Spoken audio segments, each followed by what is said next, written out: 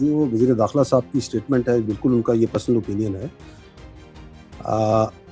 And we don't comment on this things. However, एक चीज़ जो कि इस पे we would like to say that we have been saying earlier also as a primary stakeholder in the security कि good governance is key to security and stability of Pakistan. उसके बगैर आपकी मामलात जो हैं वो हल नहीं हो सकते।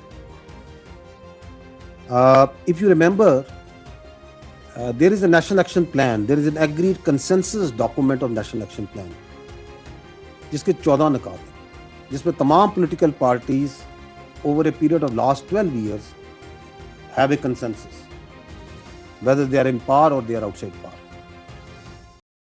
Nader, if you can put these points, so these are those points.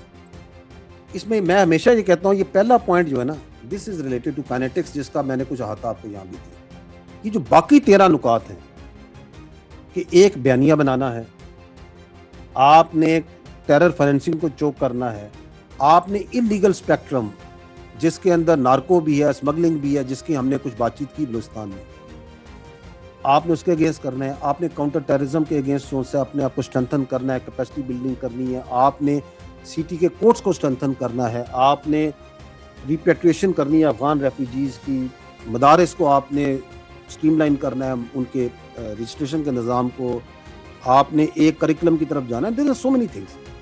ये सारे के सारे डिपेंड करते हैं good governance. So yes, good governance is quintessential for Pakistan.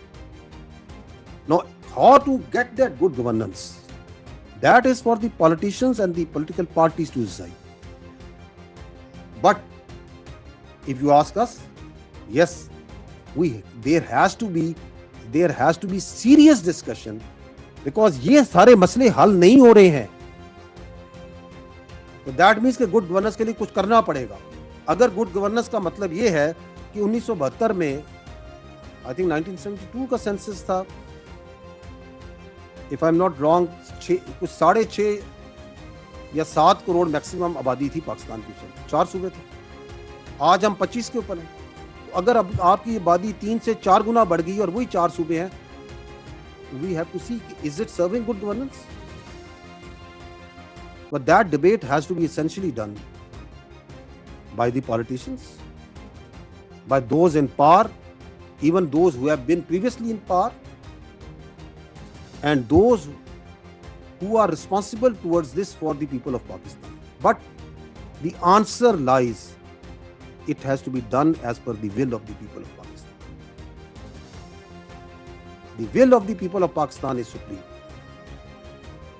and we are sure, we also as part of the people of Pakistan all desire good governance. And if that good governance requires an administrative reset, then let that be happen. If that good governance requires it changes, then let that be happen. But it has to be done through the constitutional method, through the legal method, and through the political representatives, but surely as per the will of the people.